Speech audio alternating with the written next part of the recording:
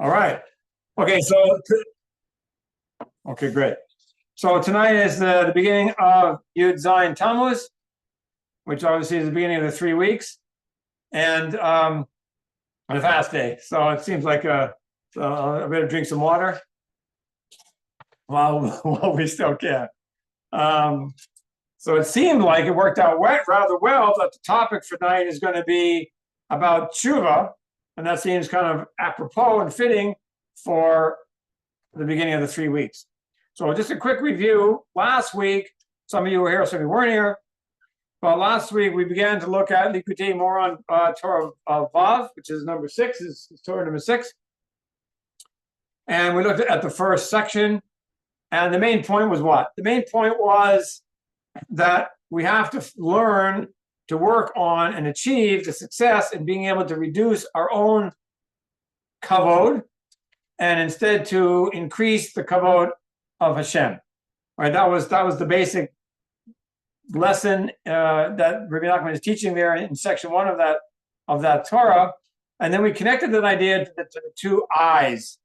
The eye meaning not like eyeball eye, but eye meaning me, I. And in Hebrew, the two words anochi as well as ani. And we basically suggested, based on psukim, that the word anochi, and also based on the Zohar, but anochi is associated with the sphere of Keter, like your crown. Anochi, it's basically ani with a chaf, and chaf stands for kavod, and also chaf stands for Keter. So the word anochi is really this I'm sort of, I rule, because that's what it is. I'm the ruler. I'm the king. I wear the crown, and that is an aspect of our I. And then there's another aspect of our I, which is ani, which is similar to the word ani, poor, poverty. And ani can be switched around to become ein. It means basically being bittul, being like nothing. Learn to be just I'm nothing, ein. So and so the idea of that we have these two eyes sort of competing with each other, ki'ilu, was a whole conflict of Adam Rishon. Remember? That was his whole, how do I resolve? I have two eyes. Really, we should only have one eye, like in English. There's only eye. But in Hebrew, they're like two eyes, which they're getting into the root of the problem. It's actually good that we have two eyes, because we're understanding there's a real existential issue here that we have to resolve. And so we tied it back to the whole problem with Adam Rishon and what's called the bread of shame, the Nama, the Teshuvah. That's what we talked about last time. Sorry we don't have it recorded, but that's what we got to. So now we want to take that idea of increasing the Kavod of Hashem and learning to diminish our own sense of Kavod, learning to give Hashem Kavod and not give myself Kavod. And this is what really section B, or section B in this Torah of Likuktei Moharan is really all about. How do we actually do that? How do we accomplish that? So let's begin to read the first makor in your notes. This is Likuktei Moharan Vav in section B. V'i efshar lizkot lakavod hazeh, and now we know what we're talking about. I put it in brackets. That's the kavod eloki. That is when Hashem says, "Here is my humble servant in whom I am well pleased. I'm going to give him kavod." Not as opposed to you taking kavod to yourself, which is what Rabbi Nachman called the kavod of kings, right? The kavod malachim. Rather, but if you learn not, you flee from that. Hashem then is more. He's certainly willing to give you his kavod, which comes from Shemayim. And that's the kind of gift that Hashem gives to those who are humble people. So Rabbi Nachman says it's impossible to acquire this kavod, meaning this gift of Hashem, which is Hashem's kavod to us, kavod eloki, ela alidei teshuvah. That's the whole point. And then he's going to explain in this teaching what is the essence of teshuvah. So he says, V'ikar ha-teshuvah, what is the essence of teshuvah? It's kind of a surprising thought. If you never knew that this was taught in Breslov Chassidut, and you didn't know any, like teachings of Rabbi Nachman, or you know anything of that, this would be a really surprising thing. He says, K'sheyishma bizyono yidom v'yishto, means that when a person hears his disgrace or his insult, people insulting him or disgracing him, belittling him, treating him badly, he responds with silence and quietness. That Rabbi Nachman said is the essence of Teshuvah. Now, right away, you should have a question. The question is, what do you mean? That's not what the Rambam teaches in Hilchot Teshuvah. Rambam teaches you do Teshuvah, you do it on a Avera Chas V'Sholom, and you do Teshuvah. Before, what does he say is the essence of Teshuvah? He says the essence of Teshuvah is you have to do it. You have to say, Hashem, I sin. Chatati, Pashati, Aviti. So how and then what do you do? Then there'll be another situation presented in front of you at some point in the future. Hashem will organize and orchestrate your life events where you're going to be placed in essentially the exact same kind of situation. And then if you manage not to sin then that's like the proof that you actually did Teshuvah and your Teshuvah was real. So how does that fit in with what Rabbi Nachman is saying? I think the answer is that Rabbi Nachman is dealing with the root of all sins, which is what we talked about last time. He's dealing with the whole existential problem of Adam Rishon, which is what? Gaiva. That's really the sort of, I think, the granddaddy of all of it. If you don't have any arrogance, and you're completely humble, and you really have this quality of shiflut, lowliness, you really think that everybody is much better than you, and you're just this piece of, you know what, like we learned last time that David Melech says, I'm just a worm, not even man. If you really believe that, really feel that way, you're not going to, and you're happy with that, you're probably not going to be sinning very much, if at all. So sin comes from elevating your own keter. That's what we learned last time. When we elevate our own keter, we try to draw Kavod to ourselves, then this is an aspect of gaiva, arrogance, and this leads to all kinds of sins. And so I think what the Rambam is saying in Hilchot Teshuvah is, when you do an individual sin, this is what you do to fix it, and this is the steps you have to go through. Rabbi Nachman is saying, don't do that. He's not saying that's wrong. It's not wrong. That's absolutely totally right. But Rabbi Nachman is backing up the whole. Instead of having 1,000 different sins that we commit, chas v'shalom, and each one you got to do tshuva on it separately, and Rabbi Nachman said, look, take all those 1,000 different kinds of sins, and what's at the root of them all? This is what he's saying. You want to chop the tree down at the root as opposed to pruning every little branch. This is what Rabbi Nachman is saying. You got to get to the core, and the core is if you learn to be quiet when people insult you. That's really the essence. Why? Because what are you really saying? You're saying, number one, Hashem, you're in charge of my life, which is an aspect of emunah. You, Hashem, orchestrated this person to insult me. So this is an aspect of the fact that your own sense of kavod has been basically diminished. And if you accept that, that insult, then you're basically agreeing to the fact that I'm willing to diminish my own sense of kavod. And when you're doing that, you're resolving your namet ksufa, your bread of shame, and you're helping to fix the whole sin in the first place, our part, your part, my part, in the sin of Adam Rishon. That's how we do it. I learned to be quiet.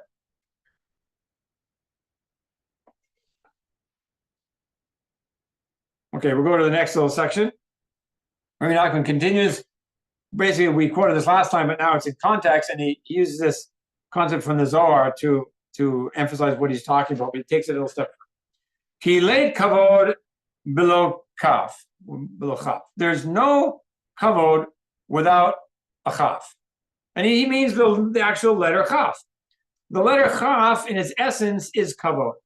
Up in Shemayim, when Hashem creates all the different letters, and they all have some spiritual essence to them, the essence of the letter chaf is kavod. Now, literally, you can't spell the word kavod without the chaf, and you can't say the word kavod without a chaf, but that's not what he means. He means that the real essence of the kavod the essence of the letter chaf is kavod. The kaf hu keter, which is what we learned last time. The letter kaf also stands for the idea of keter. In this case, the sphere of keter, which is the highest level sphere of all the set of tet, which is what we said last time, that both kavod and keter are together. Bechinat ehiyah. And this is a new idea. Bechinat ehiyah. Bechinat teshuvah. So what does this mean? He's saying in the aspect of what is ehiyah? Ehiyah is I will be. So that's the aspect of teshuvah. Teshuvah says I will be. I'm not what I need to be now. I'm not sufficient in where I am now. I made a mistake. I did an avera. I'm incomplete. I have chesronot. I have deficiencies and pagams and blemishes and all these things. So when we do tshuva, what are we saying? We're saying, I will be. Right now, I'm not. I'm nothing. But there's still a future to my life. There's still a future where I can hope that I'll turn my nothingness and my sinful life into an existence, something that's worth living, that gives Hashem pleasure that He created you in the first place. He'll explain it. Let's go on. Ki yehia da ana zamin lemehave. What is the idea of ehia, that I will be? It's I am prepared to exist. That's what that means. Ana zamin lemehave. I am preparing myself to, in a sense, come into existence. Seems kind of strange. Don't I exist already? Hainu kodem hatshuvah. So when we're in a life situation before we do tshuva, we're not really existing. This is what he says. Adayin ein lo havaya. When we have not yet done tshuva, we basically have no existence. Ein lo havaya. Like this same letters that make up Hashem's name. Yud-Kei, Vav-Kei. And it's okay to refer to Hashem as havaya, done through all of literature. You could say havaya as instead of saying Yud-Kei, Vav. But the point is that that's what it means. Havaya means to exist, to be. And before we've done in tshuva, we're not even existing. You see, what do you mean I'm not existing? I look like I'm not here. I touch myself. Like it looks like I'm existing.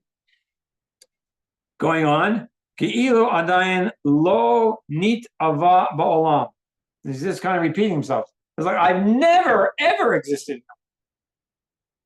Not just that I don't exist now, but it says I never existed at all. These may be tough words if you've never heard them before, but you would be here unless you were willing to hear tough words, because that's the kind of person you are to listen to me say what I got to say. You're willing to hear the stuff, right? Ki tov lo shelo nivra mi shnivra. It'd be better for the person that had he not been created. This is a paraphrase of a statement from Erevin, page 13b.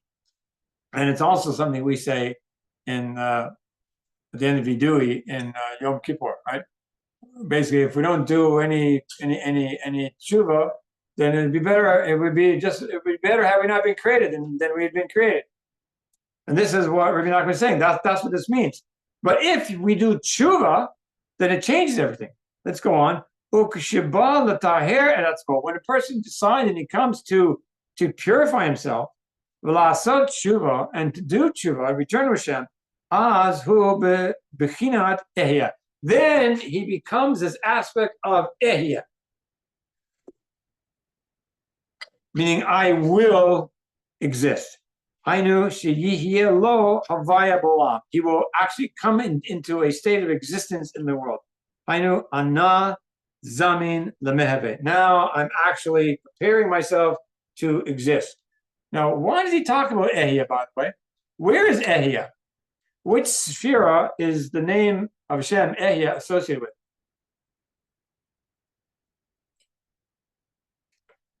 You can kind of guess. It's associated with Keter. That's right. It's associated with Keter. So in a sense, what he's saying is before you do tshuva, you have no right to a crown. You don't wear a crown because you're a sinner. I'm a sinner. We're nothing. We're a rebel against Hashem. So we have no right to that name, ehiyah. We have no right to acquire a keter. And remember, Kavod of Hashem is He gives us the keter. Otherwise, we have no right to take it upon ourselves. So he's saying the same thing in many different ways, bringing many facets to the equation.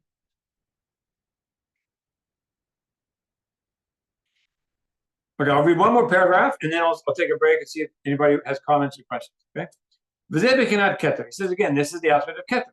Ki keter lashon hamtana. What? Keter is the language of waiting. How is keter the language of? It doesn't look like that. Keter, hamtana, not in the same letters. What is that? Bichinat tshuva. Okay, great. So I understand that keter is associated with tshuva. We've already been talking about, but hamtana is with tshuva. How's that? Now I'm going to explain. Kamo she'amru chachmenu zichronon livracha, as Chazal said, and then he quotes a little bit from Yoma, Masechet Yoma, page 38 to 39, 38b to 39a. And I have the whole quote down below in the next paragraph, but let's at least read what Rabbi Nachman says. He just quote the whole thing, he just quotes a bit of it. He says the following, Haba l'tihaher misayimim lo. Somebody who comes to purify himself, to cleanse himself up, to wash himself up, get clean from sin, misayanin lo. They give him help. They come to his aid. Who comes to his aid? Shemayim comes to his aid. All the Malachim and Shemayim, they all come to this person's aid. So what is this like? Mashal, now he's going to give a mashal. He's going to give a little story. I don't know how to translate the word mashal. It's not really a proverb, but I don't know what exactly is a good translation of the word mashal. Because it's a story that illustrates a point. Parable, you can say parable. Yeah, parable, maybe parable sort of works. Yeah. Okay, so what is it? Le'echad sheba likanot afar samon. Somebody comes into a store, he wants to buy what's called afar samon. Usually it's translated as like a balsam oil, really nice, aromatic, fragrant oil. And he comes in and he wants to buy it. So Omrim lo, so they say to him, like the people in the store, the store owners, Hamten v'chulu. So we need to know what's the rest of the v'chulu, because we're not going to expect you to know, all the Gemara. He expects you to know all the Shas, so he doesn't need to quote it all out. We're going to quote it in a second, but basically they say, wait, you want to buy some balsam oil? Wait, just wait. It wasn't wait. We're going to see it in a second. Actually, no, let's go down and read it now. I think we should read the whole thing now. So I said I was going to take a break, but I'm going to take a break after we read this next paragraph. Sorry about that. So let's read the paragraph that actually brings the entire Gemara from Masechet Yoma. It's in the next paragraph. So Tana, Rabbi Yishmael. So it was taught in the yeshiva of Rabbi Yishmael. So this is way back. He's a Tana. Rabbi Yishmael was one of Rabbi Akiva's teachers. So probably during the time, I think this is still during the time that the Beit Mikdash stood. So very, very old source of teaching. Mashal le'echad shehaya mocher neft ve'afar samon. So there's actually two things. One is that somebody is selling neft. And neft is like, the way I understand neft is probably some kind of gooey black tar, smelly stuff. When I grew up in Canada, and they would pave the streets sometimes with this asphalt. And they would have these big, massive, like bins of this boiling, smelly black gunk, and it just stunk. That's what I think neft is. I may be wrong technically, but it's something like that. Okay, it's like some smelly petroleum product. That's neft. So this person, he sells neft. What's out of his store, I guess. And that's at his store. Maybe like in the back, he sells a farsamah. Maybe the way in the front, he sells a farsamah. Back, he sells neft. Ba limdod neft. So the guy comes and measure out a certain amount of neft that he wants to buy. So Omer lo. So the store owner says, what does he say? He says, Medod atal atzmacha. You go measure it out yourself. I'm not gonna. You want to buy this stuff? You buy it. Take the little handle, weigh it out, put it in the bucket. You do it yourself. I don't want to be anywhere near this mess. Ba limdod afarsamon. Another guy comes. He wants to buy this beautiful, balsam oil. So Omer lo. Also, the owner says, Hamtain. That's Rabbi Nachman's quote. Hamtain. Wait. Hamtain li. Wait for me. Ad she'emdod imacha. He's busy in the back. Oh, you want to buy some balsam oil? Wait a second. Let me finish what I'm doing. I'm going to come out and I'll do it with you. Why? Today, shenit basem ani ve'ata. So the both of us will appreciate this beautiful smell, and we'll both we'll like absorb the smell. We'll get it on our hands and wear our clothes, and we'll both be beautified and perfumed by it. Now, this is what Rabbi Nachman says is this aspect of Teshuvah. So what's going on? The guy who wants to buy neft, he's like the sinner, right? What is neft in the mashal? What's the nimshal of neft? It's an avera. It's smelly and it stinks. That's what it's like in Shemayim. So he wants to buy naf, meaning he wants to come do an avera. The guy, so the story, you do yourself. We're not getting involved. You want to go do an avera, you go do an avera. But don't suck us into it. On the other hand, somebody who wants to buy this farsimon oil, that's what? That's either doing a mitzvah, or in this analogy, it's doing teshuvah. So you want to do teshuvah, which is what Rabbi Nachman says that's what it means. You come in, and the guy says, "Oh, I want to do that with you." Meaning, that's what Rabbi Nachman says. That, and that's a Gemara, that somebody wants to do teshuvah, they give you help. Messiah, lo. Somebody wants to purify himself, they help him out. That's the guy in the back of the store. You want to measure out some of the first one, put it in a nice little bottle. Let me help you. That's what the mashal is about. So it's a very nice picture, and it's really, I think it's a very pretty picture, and it's a very vivid picture to help us to see how Shemayim looks at us doing an avera versus us doing teshuvah. It's almost inspirational. Like, wow, I want to do teshuvah because why? I get to get this nice horseman oil. That means they're going to be smelling nice, and up in Shemayim they're going to say, "Oh, well, she smells nice today." Okay, but we still haven't really gotten to this idea of how the word keter is associated with the word weight, right? Because that's where's the connection? So back up to the previous paragraph, which is where we were a minute ago before we jumped down the one on Yoma, and we'll just read the very end of that little section of Likuktei Moharan to see how he ties it together. So going back to the previous paragraphs where we had the quotation from Yoma, where Rabbi Nachman brings it down, and we got to the place where it says hamten v'chulu. Wait, v'chulu. Now, v'zeh b'kana keter. Waiting, Rabbi Nachman says, is an aspect of keter. Kamo shekadu. Now here's his proof. It's a pasuk from Eov, chapter 36, verse 2. And he just takes the, you have to go back and pull the whole thing into context, but it's not really relevant to us at this point because Rabbi Nachman is not interested in the context of the pasuk. He's interested in what we can learn from the pasuk. And what does the pasuk say? Katar li ze'er ve'achaveka.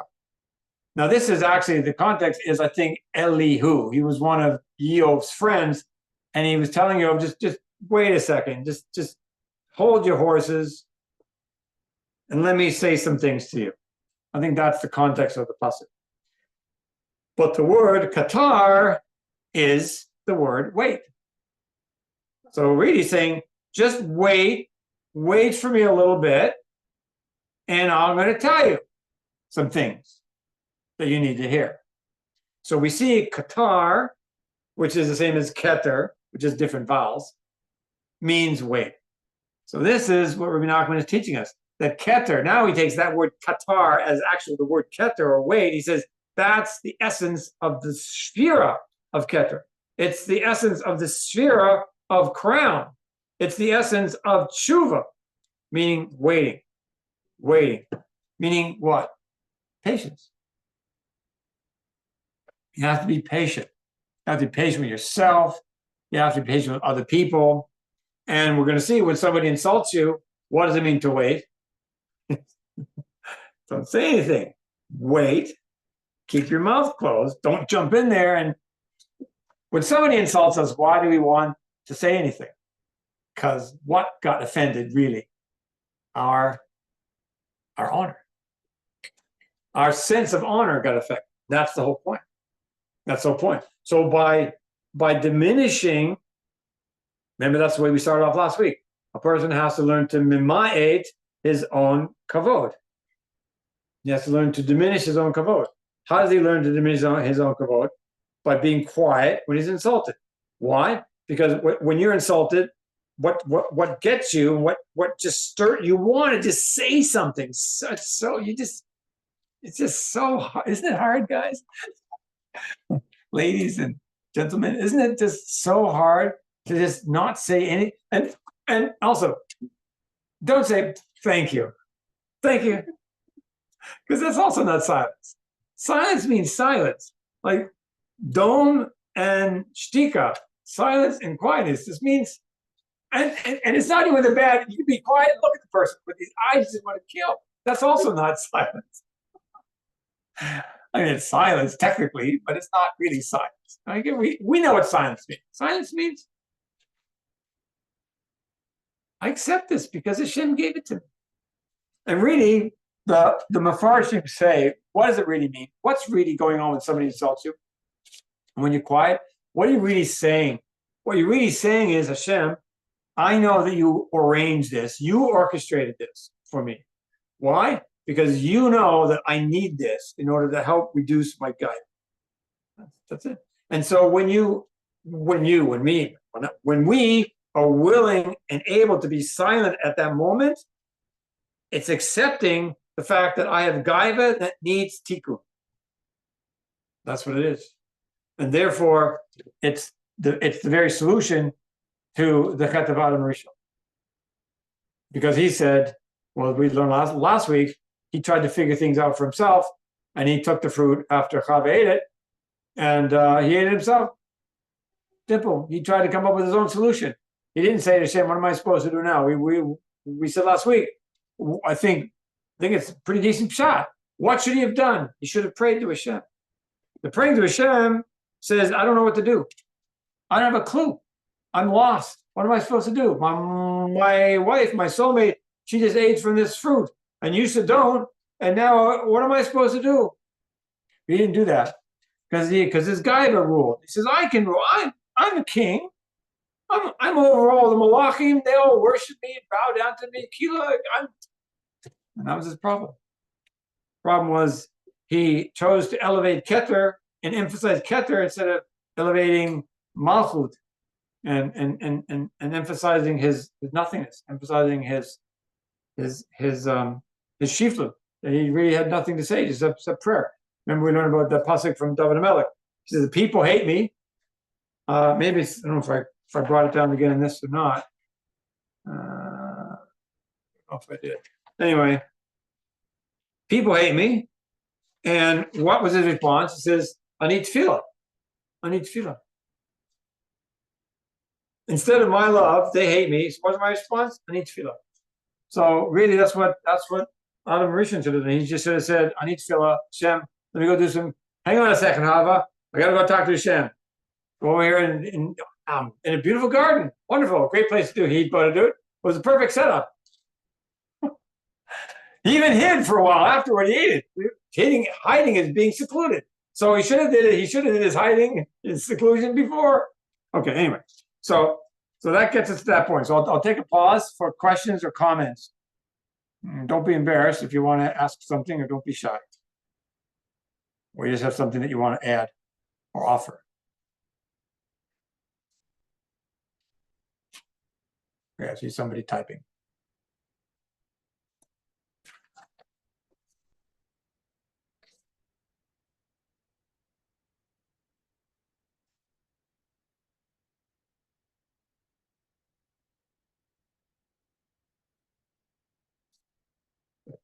I'm not typing now. I'm still typing. Okay.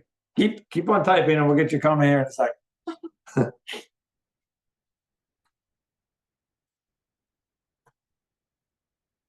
All right. So while we're waiting for the comment to come up in the chat, is there any messages in the chat? Ari, anything there? Not yet. Okay. Okay. So we'll go a little weiter and continue on. And as soon as we have a message from Kavod, we'll read it off and we'll see what she has to say. Okay, now we're going to below the quotation from Yoma, and the next section, which is Likuktei Moharan Vav Beit. It's just a continuation, which is going back, picking up Rabbi Nachman's teaching. Aval Kodem Teshuvah Azai Bichinat Ehya B'Hastarat Panim Mimenu. So first of all, let's translate it. Before person does teshuvah, then this is the aspect of ehya, b'hastrat panim mimenu. It is an aspect of I will be, but it's like it's a hidden face. It's not an open face. Hashem's hiding his face because you're hiding from Hashem, like Adam did in the garden. He hid. So it's like Mida Keneged Mida. If we want to hide from Hashem, i.e., not do tshuva, then Hashem hides his face from us. He's not doing it to be nasty to us. He's doing it to help us to figure out what we need to do to fix ourselves. Going on with Rabbi Nachman, Ki adayin lo heichin et atzmo lemehve ba'olam, what he said above, because he still hasn't prepared himself to become anything in this world. Remember, there's a Chazal that say that a wicked person in this world is like he's dead. It's like a walking dead man, and yet a tzaddik, after he quote dies, after he's niftar, we'll say instead, he's still alive. So it's the same thing. It's the same thing. We're not saying the exact same thing that Chazal say. He's just piecing it all together so we can, because sometimes you read the Gemara and let me take a step back for a second. One thing I learned a long time ago, and it's not technically the definition of das, of dat, but it's a very useful way to understanding dat. What is that? Now, if you look at what das really is really a combination of Gevurot and Chasidim. Right? So it's a combination of Chokhmah and Bina. And it's what it is. It's the right and the left brain, Kilu, coming together. It's integration. Is what it is. It's also Yichud. Das is really Yichud at a very high level, mental Yichud. And Das, by the way, also has to do with the present tense. So when somebody insults you, I'm kind of going a little bit different directions here. When somebody insults you and you have Das, then you can learn to be quiet. When somebody insults you and you don't have Das, then you won't be quiet. Unless you didn't hear them insult you. Hosea, the chat came through. The message in the chat came through. Okay, let's see what she said. Okay. Kavod Goldman says, how odd that I think of this while I'm relaxed and listening to a shir, but thinking of how much bizayon our people get daily, and our best people can't seem to shut up the bizayon no matter what they say. Maybe it would be easier not to respond at all, rather than to get ourselves even more bizayon, especially from our own side. Question mark. Yeah. So we're getting it from both sides, the enemy and our own. Exactly. That's why Rabbi Nachman says you want to get to the ikar of tshuva. It's so hard. It's so hard. Look. Your wife insults you. What? It's out of nowhere. What? And you want to say. She wants things. Or vice versa. You insult the wife, or the kids insult you. Or you're I don't know, you're chaver, anybody, your teacher. And you know what? It could be that they don't even really mean to insult. There are people that are trying to insult you. But there are many times they weren't trying to insult you. How many times have I said things to people? I didn't mean to insult them, but I did. Or now with this, everybody's, what is it called? Politically correct. Politically correct makes it extremely difficult. That's true. And everybody's like super, super sensitive. What do they call it? Snowflake. This idea, like as soon as you touch it, it melts. And so it's very, very difficult these days to say anything without somebody getting insulted. It's very, very difficult. It's not an accident. Hashem set up the world this way in order to make this to come to the fore so we could begin to deal with it. But yeah, it's incredibly, incredibly difficult problem. And the more that we would learn to do it, the more that we would need to be insulted. If we were to learn to be quiet when people insult us, then Hashem wouldn't necessarily need to send insults at us anymore, because we would learn to reduce our gaiva by being silent, right? And so once that silence triggers in and we learn not to have gaiva, and our gaiva goes down and our humility goes up, then Hashem doesn't have to send more insults, because we're fixing, we're doing the repair, we're doing the tikkun. Now, there's another level of bizyonot, which is a totally different issue. We're not talking about it. Then when somebody invites it upon himself on purpose, Rabbi Nachman talks about that as well, in order to mechaper the sins of his people, of the generation, and so on. We're not talking about that. We're talking about average people like you and me who get insulted. Hashem orchestrates an insult in order to reduce our God. So if we were to get used to it and accept it, it would come maslet. But I think that's what I was saying. I don't know, that it would just it wouldn't come anymore. I think you also get exalted. Wouldn't become You wouldn't be insulted. You Oh, right, right. You just like brought it back. Yeah. It's just So that's another point. So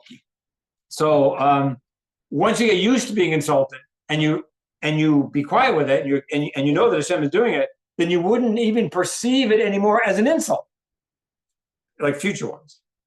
You just wouldn't perceive it. There's a pasuk somewhere in Tehillim basically says like somebody who loves Hashem's Torah, nothing will basically cause him to be offended. He won't stumble in anything. So this is also this aspect. I want to go back to Das, because that was long. So what is Das? So I said a minute ago that if we have Das, then we'll be able to be quiet, because Das is really a brain. It's mochin. It's a moach that functions in the present. And so if we don't have any Das, then we don't have any mochim in the present. We don't have any moach in the present. We don't have any brain. We have no seichel in the present. Something happens, we react. If we develop Das, then that means that we're beginning to develop a certain brain, a certain aspect that is functional in the moment, not 5 seconds later, 10 seconds later, or a half hour later, a day later, or 6 months later, or 20 years later, like mamash in the moment. That's the key to silence. The key to silence is developing Das. And that's another topic. How do you acquire Das? Well, Das comes from learning Torah. Das comes from not being afraid of emes. That's also in Likuktei Moharan, where Rabbi Nachman says it straight out. You want to develop Das, you need to be able to accept emes, truth. He says that straight out. And how you get that? You have to go to the tzaddik. Okay, so there's all that. There's a whole separate Torah on that, but that's not the focus here. But just as a side point, what is Das?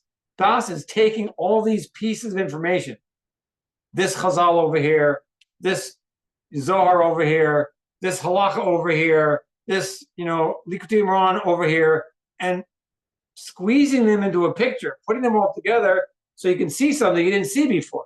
Because oftentimes what happens is you just have these random bits of pieces of information. Somebody can quote you Gemara after Gemara after Gemara. You can quote you all kinds of Halacha, but they have no Das. What do they mean? They have no picture. They can't put it together into a cohesive unit and do anything with it. It's just a bunch of facts. You know what that's called? Chokmah. That's good. It's good to have facts.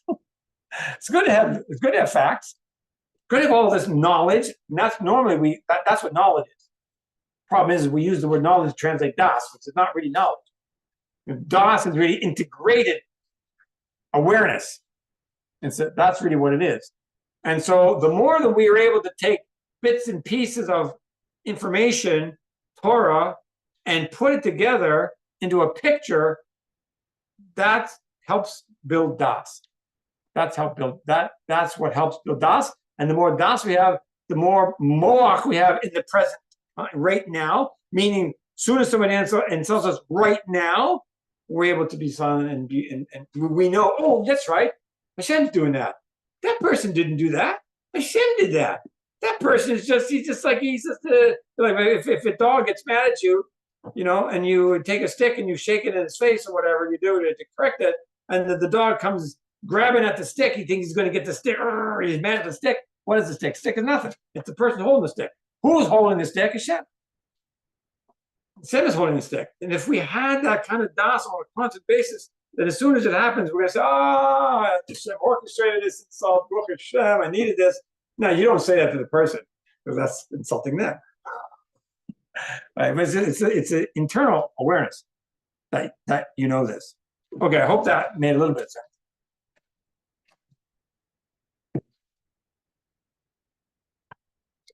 All right, let's go back to where we were. Where are we? All right. Right now, This is the second paragraph from the bottom, the one that's where we were before, and it's the second line, third word. That's where we were. Vastrat Panei Ehiyah Gematria Dom. This is going to be this now. Now we're getting into some nice mystical stuff, but it really emphasizes the point rather nicely. He says that this hidden face of Ehiyah is the gematria of Dom. Now let's figure that out. Aleph is 1, Hey is 5, that makes 6. Yud is 10, that makes 16. Another Hey is 5, it makes 21. Great. Now Dom, or Dom, silent, is Daled is 4, Mem is 40, 44. And I think Rabbi Nachman needs to go back to school. 21 is not equal to 44. But you see, he doesn't need to go back to school. We need to go to school. What does he mean by the hidden face of Ehiyah and this idea of Keter and this idea of waiting, of Hamtana and Qatar? If you take the word Ehiyah, you take the word Ehiyah and you build it up one letter at a time. So you start with Aleph, that's 1.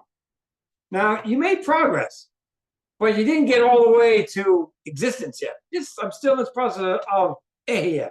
But your first step was to create an Aleph. Next time something happens, you're able to create the Aleph along with the Hey. You made progress. So now we had a 1. The first time we got a 1 for the Aleph. Second time we got a 1 plus the Hey, we got a 6. So 1 plus 6 is 7. Next time something happens, maybe we're successful. We're starting to get there. Now we got the Aleph, Hey, and the Yud, which is 1 plus 6 is 16. So we have the 16 plus the previous 7. That makes 23. Yeah. Okay, we get 23. And now maybe the 4th time it happens, we really come into existence, and we built the word Ehiyah up from Aleph, Hey, Vav, and Hey, which is 21. We take the 21 now, we added the previous 23, and what do we get? 44. Dom, silence. So what he's trying to teach us here is the essence of this Ehiyah that needs to come into existence is really all about being quiet. That's how we build up the Ehiyah. That's what Rabbi Nachman is saying. He's saying how do we build up Ehiyah? We build up Ehiyah becoming into existence by learning to be quiet. Okay, this is just to read Chava's point. But there's another aspect. That is, at least in Israel, our government tends to abuse the people who, in their opinion, bring on the bizayon. Amiram bin Nurit is a prime example. The whole settler complex is another. It's all because the Goyim want Yehuda and Shomron, and their insults get the results they want. Okay. I don't want to go in that direction, but I'm not disagreeing with you, Chava, but it's a whole set, like you say, it's completely another aspect. So we'll leave it for there, but maybe we can bring it up like another time. I want to try to stay away from the political angle if I can. Because once I get started, that's not a good thing. I don't want to get started. Okay, let's go back to Rabbi Nachman. Hayo shichut damim ubizyonot. Then he says 2 things. What does it mean to be silent? It means spilling of blood. Spilling of blood doesn't mean go killing somebody, chas v'shalom. It means having your own blood spilled. That's what it means. Shichut damim. And bizyonot. He'll explain it. But in short, when we are willing to be embarrassed, insulted, and the color on our face disappears, kilo, that's an aspect of shichut damim. It's an aspect of like the red complexion of our face turning kind of white. We even say that we haven't even have that expression in English. The guy, his face turned white. He was embarrassed. He was humiliated, right? So somebody says, I'm not sure what that is. I'll come back to that comment. I saw something flash on the screen.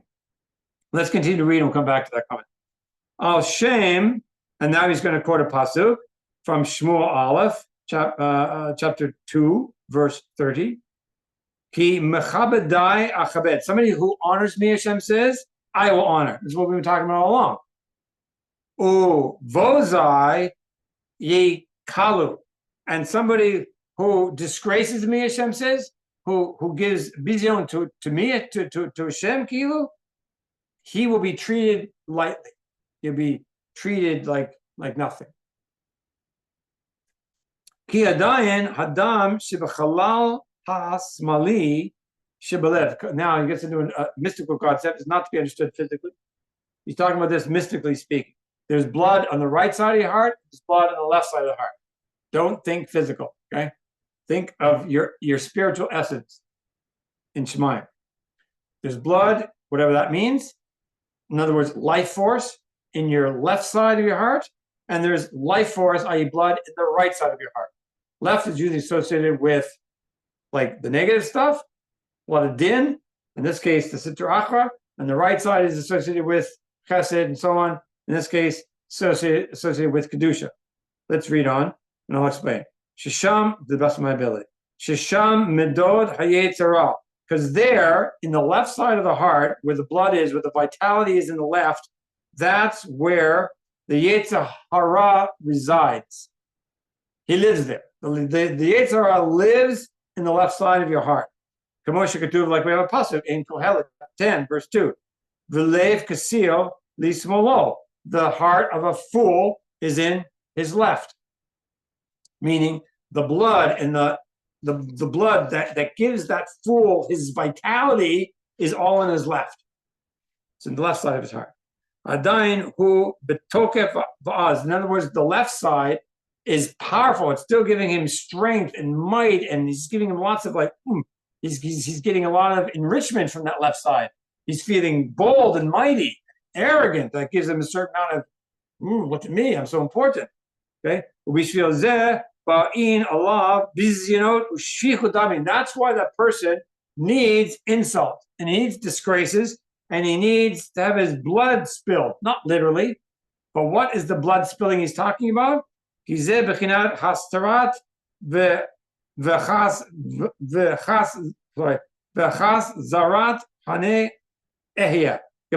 dam. What is the blood that's being spilled? The shifchut damim is the blood in the left side. When we learn to be silent when we're insulted, which we saw, dam, by the way, dom is dam. It's the same words. Notice he switched the word to dam. Gematria dam, blood. First it's dom and then it's dam. The exact same word, same two letters. It's still the same letters. 44. It's still dalet with a mem safi. It's still 44. So dam is dom.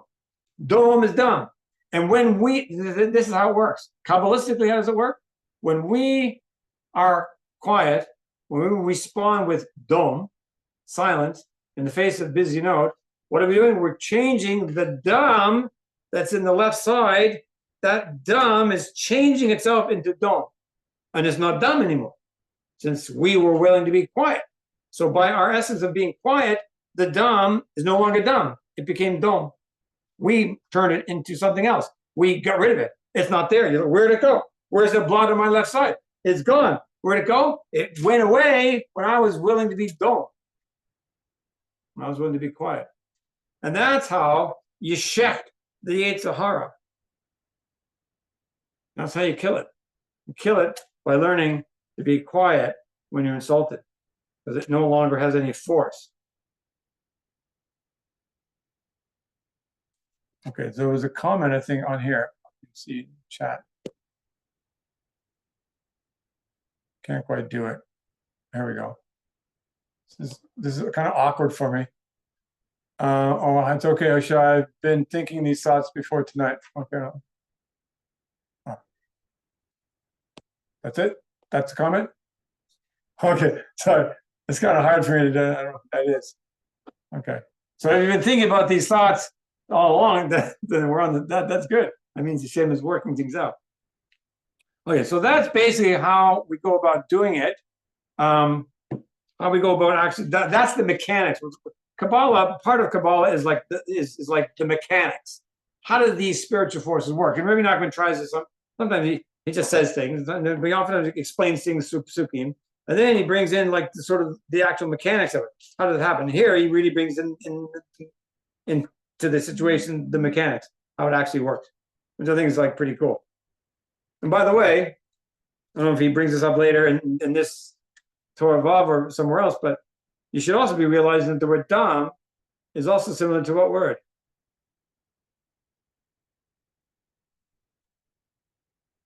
Adam. So what is Adam? You're gonna get into that.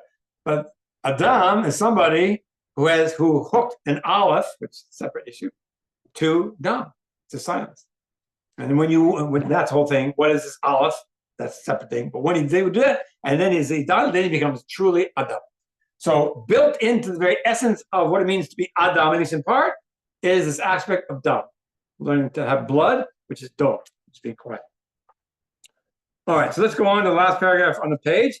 So what is this? What is this fixing? You can repeat himself a little bit, just to emphasize the point, bring down the different connections so we don't miss anything. Shahafoch dam ledom. He just spells it out directly. You have to turn dam into dom. The dam of the Yetzer Hara, of the Sitra Achra, that gives us life and gives us power and makes us feel like we're something in somebody. That has to be turned into dom, and then it's no longer there. Sheyihiyeh min hashomim kirpatam ve'enam meshivim. To be included in the group of people who hear their disgrace and don't say anything back. Like that's a very high level. Like to be included in that group. That's like the elite group, you know, and that's a very high level. That's the level that really fixes the sin of Adam Rishon. You could say it doesn't get any higher than that. Velo yedakdek al bizyon kavodo. He doesn't. What's a good word for this? He doesn't care. He doesn't matter to him whether people insult his honor. Remember we said earlier that why do we want to say something? Because we feel that our honor was insulted. When somebody says something we don't like, it's our honor that got insulted. So, but somebody who's willing to be quiet, he doesn't care about that.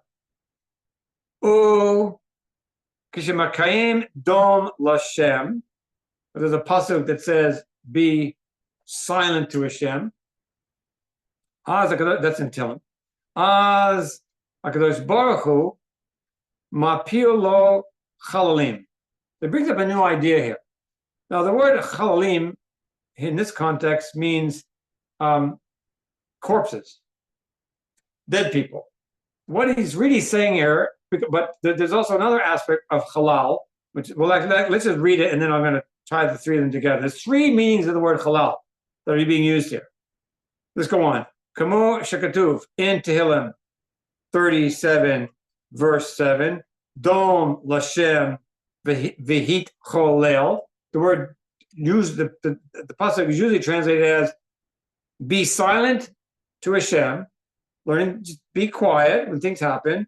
V'hit cholel, and it usually means and wait patiently, lo, for him. Wait for Hashem to take care of the situation. That's the aspect of waiting. We said that already before. Waiting, right? Katar, keter. This idea of just not being, just chill, basically. Vuhu yapil l'chalalim, and Hashem will cause people to fall, like dead people to fall before you. That's the not the pshat of the verse, but that's like the remez of the verse. And that's because the word chalalim means corpses. Like, why is a corpse called a halal? Because he's empty. There's no soul there. It's the body. The body without a soul. It's an empty thing. So it's a halal. Continuing to read. Kamo shidarshu Rabbi Zichron Livcha in Gittin 7a. I know.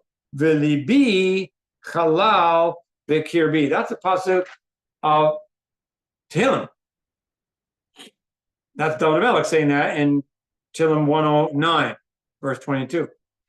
So we've got three ideas that Rabbi Nachman is tying together for us. Number one, he's tying together for us the idea of the root chet lamed lamed, lamed meaning wait, which is what he's been talking about all along. I'm going to be patient. I'm going to be waiting. It's a process. Nothing happens instantaneously. Don't respond right away. Keter, katar, all that good stuff. That's the idea of heat chalel, waiting. And then there's this idea of chalalim. What are the chalalim, these empty corpses that are falling? It means that all those people who are cholek on you, who oppose you, who insult you, they're going to stop insulting you. In the worst cases, they'll actually die. In not the worst cases, like your wife or your husband, they'll stop insulting you. And it'll be like as if they were a halal that fell before you. They stopped saying insulting things. And that's connected to the third meaning, which is that David Melech says that his heart is a halal. It's empty. Meaning what? How did David Melech get this heart within him empty? It's what Rabbi Nachman was saying all along. How did it empty? What is it that's empty? It's the left side of his heart and the blood and the vitality and that left side, the Sitra Achra, the Yetzirah, he emptied it. David Melech is telling us an incredible secret here. He's telling us that he achieved a level where he had literally slain the Yetzirah. He didn't have it anymore. He was gone. His libi halal bekirbi. And now we know how he achieved it. David Melech was a man who was insulted over and over and over and over again his entire life, humiliated, insulted, disgraced. Like the whole story. That's what the whole story of David Melech is. The one story after another. And he learned this all from Hashem, and it's all for him to be zochem and keter from Hashem. He would be the one. He's Mashiach, and he merited the level of Mashiach because he was silent over and over again in the face of all this constant opposition. And then what happened? Hashem took keter and he placed it on David Melech's head. And that's Kavod Eloki. The last line on the top of the page, on the second page, Hainu alidei zeh nitma'et Adam shebachalal hasmali. Through this quietness, being dumb in the face of insults, somebody diminishes the blood that's in the halal, that's in the ventricle, if you want to, on the left side of his heart. Next paragraph. I said a minute ago, this is the aspect of shechting the Yetzer Hara, sacrificing the Yetzer Hara. That's how you become zocher to receiving as a gift from a Kadosh Baruch Hu his kavod toward you. This is a really beautiful thing. It says there, chapter 9:50. That's there is Tehillim. Zoveach todah yechabedani. Somebody who offers an offering of thanksgiving,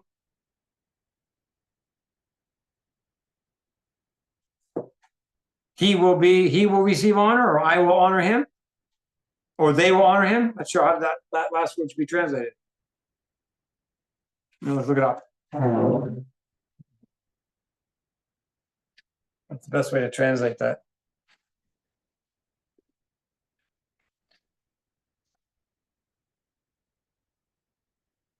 Tehillim Nun.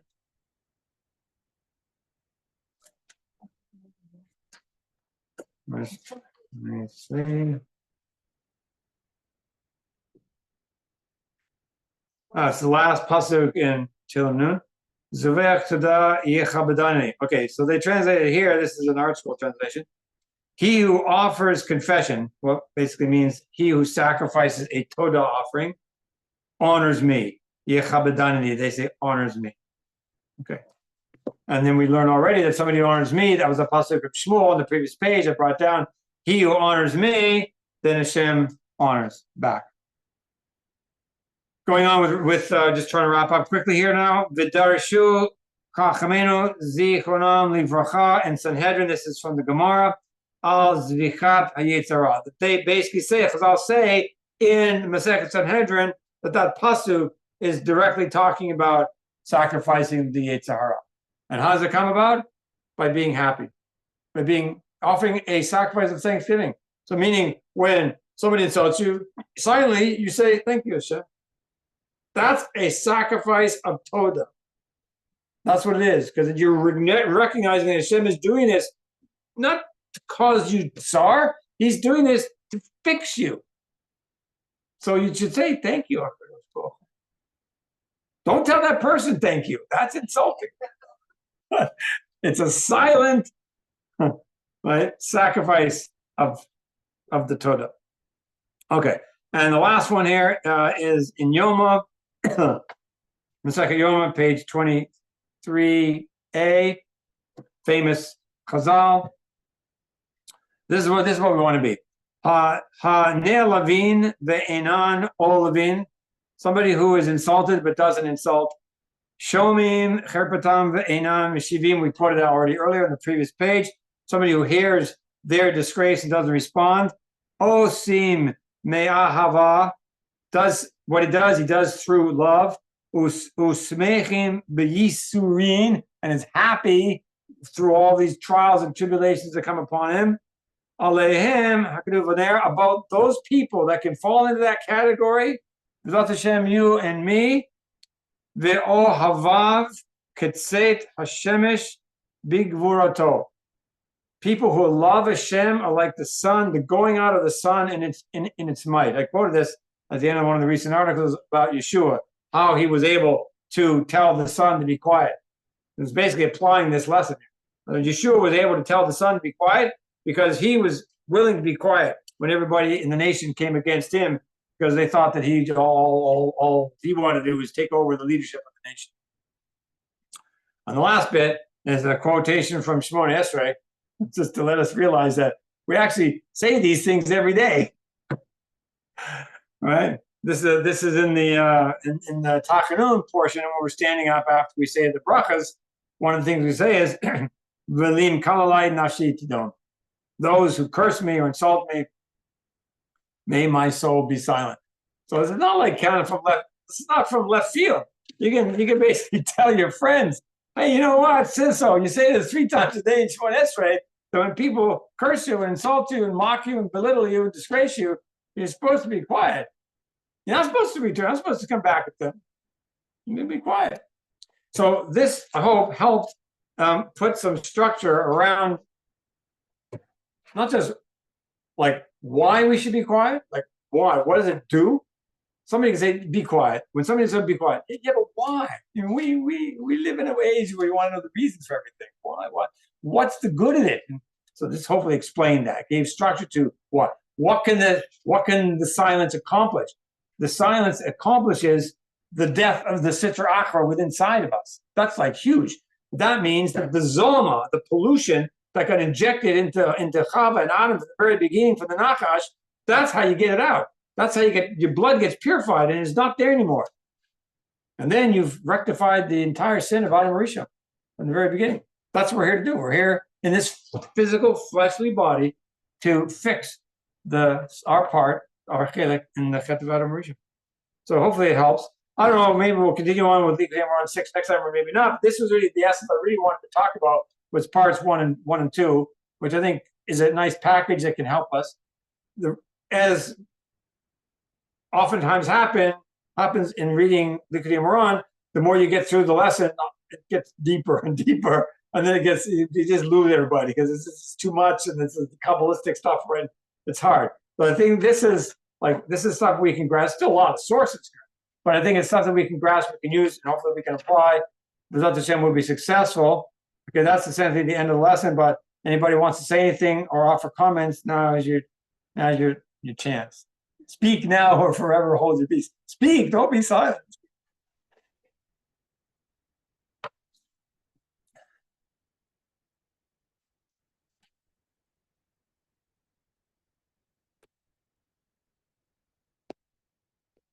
Great. Nothing there. So either it was crystal clear or complete mud, one or the other. Okay. So wishing everybody a really good week. Johnny, thank you. Johnny's from Ireland, the Green Isle. So I'm glad that you're able to benefit from it, Johnny. That way, at least you can hear things. You don't have to read. It's a lot easier for you. So wishing you. Oh, sorry, Ma. Oh, he's got a picture. The picture.